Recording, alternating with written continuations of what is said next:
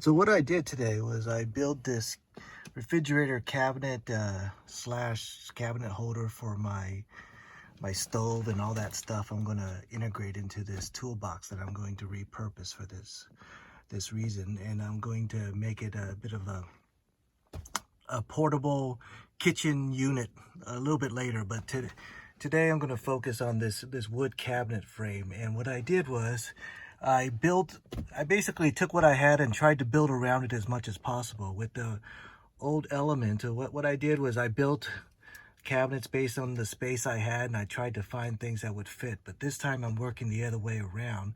So where I would take that refrigerator and this cabinet and I would just start building around it so that everything would fit perfectly. Okay, so also if you remembered my refrigerator, my little refrigerator I did a review on, you could click up that link up there if you want to see the review for this refrigerator.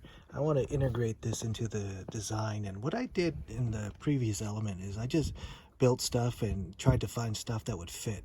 But this time I'm going to put things in and build around it to make sure it fits. So I'm going to build a wood cabinet around this fridge, and I'm going to build it around the fridge and do the countertop to extend into that my cabinets over there. And then right here I hope to have this thing be able to pull out on wheels, so that I could open it up, because it opens up like that. So I don't want to just have it sit there like that. I still want to use this space up here, and my idea for this space up here is to have the cooking area up there, the cooking countertop, and I'll show you what I have in mind for that. Again, same toolbox. This is what I want to use for my cooking countertop, and it's got handles, so I could be able to transport all the stuff, and in the drawers I'll have my silverware and spatulas and things like that, and have the cooking gear that I could put in there, or I actually might even drill a hole and just put the stove right there. I haven't thought that far ahead, but first I want to build the cabinet and integrate this, and I want to be able to cook outside the car too. So this I want to be able to move, take out the whole thing, and cook outside. Caster wheels on a board for the refrigerator to sit in. It'll slide in and out. I put on the corners, but this, because of that railing that goes right here, I need to bring it over a little bit, and you'll see what I mean when I put it in. I wanted to make the cabinet something like this. This is just a little bit of a mock-up where the refrigerator will sit in. And what I did was I have these casters that I put on this board, and that is where the refrigerator is going to sit on. And if you remember in the previous video, I had cut this out for a reason, and that's for the wheels to slide freely in and out. You could see, instead of that little lump that would prevent me from a smooth transition. So this is what I have. So it's going to go in there like that, and the refrigerator would slide in and out. All right, so here's a quick look into what it's going to look like. And it's going to slide in and out, and it's going to allow me to open it up on this side and then slide back in. And that's the idea. All right, so now for this side of the wall, you can see it's going to be a problem because of this rail. So what I'm going to try to do, and this side actually sits on the carpet, and I'm using this as a stopper for this not to slide around. So where this ends up is actually on top of that. So this side is going to be a little bit shorter than that side, so that it'll stay level. I'm going to cut around and then back down and then out, and we'll see how well I cut the shape to fit that little thing that's sticking out. So here's just a rough pencil drawing of what I plan to do. Of course, it's cut real crooked, but I'll try to keep it straighter when I actually make the cut, and hopefully everything will fit in well.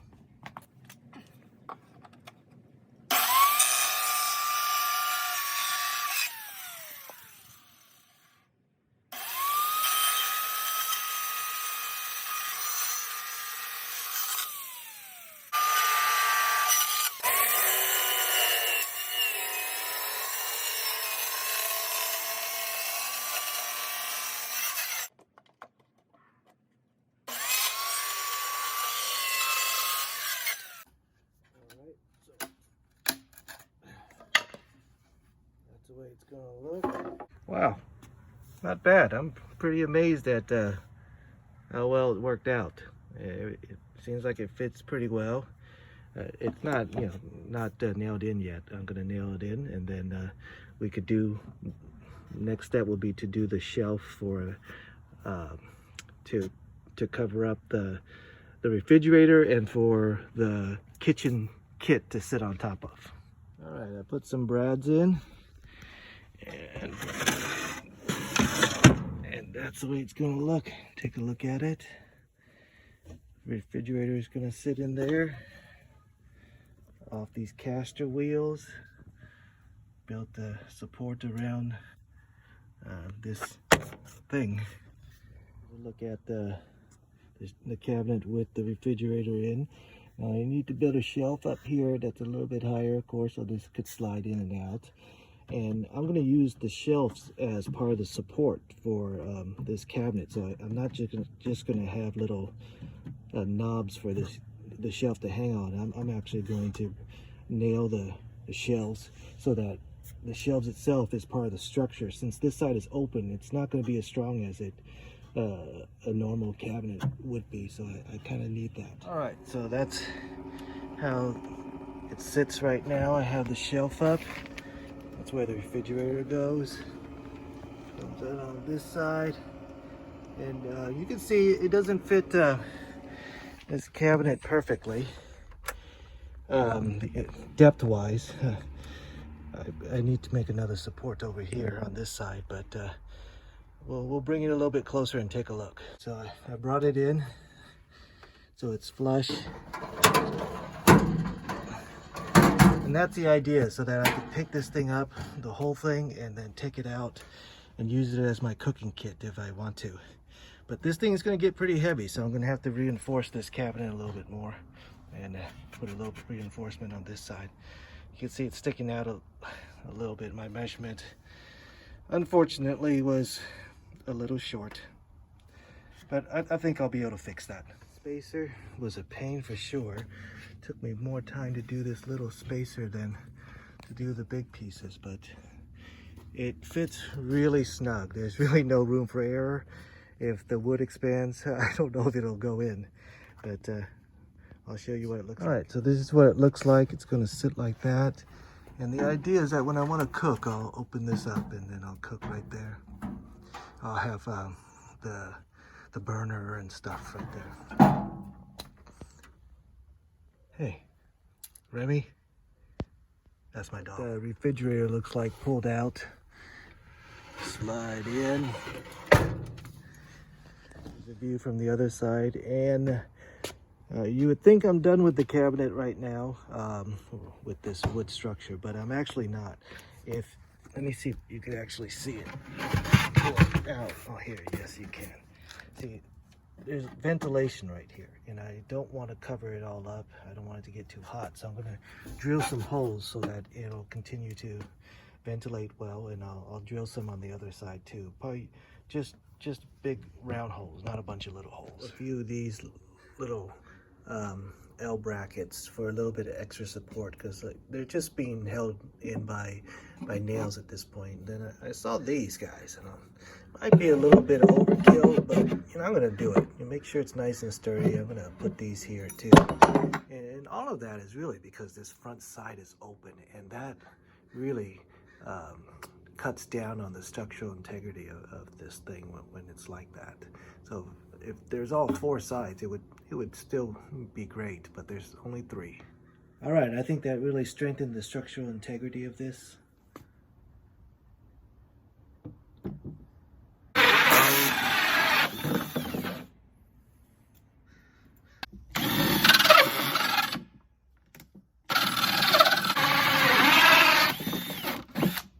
That's what it looks like. It's got the two vent holes, and I'm going to do another hole, and not for venting, to have for the wire of the refrigerator itself. That's the way it looks with the holes.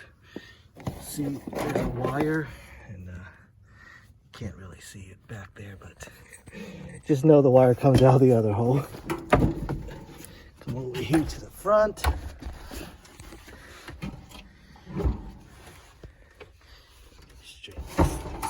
up.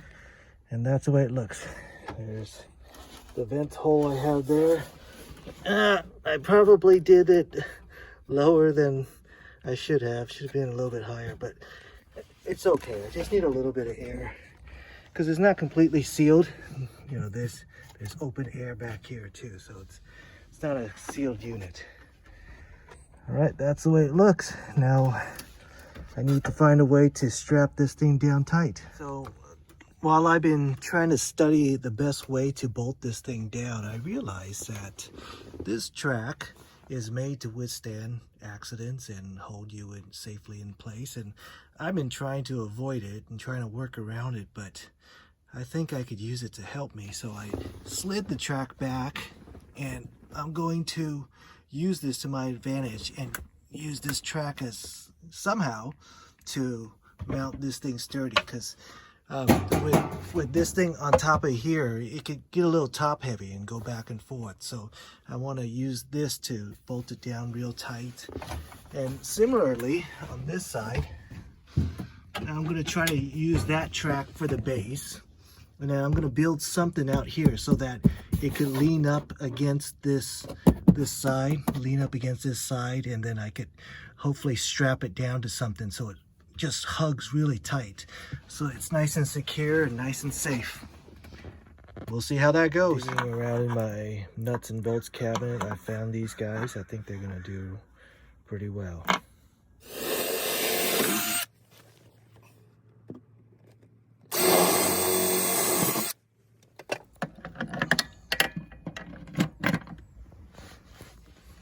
Couldn't do that with one hand, but what I did was I came around, and you can see I'm putting in these bolts on the inside with the washer, and I'm coming back on this side,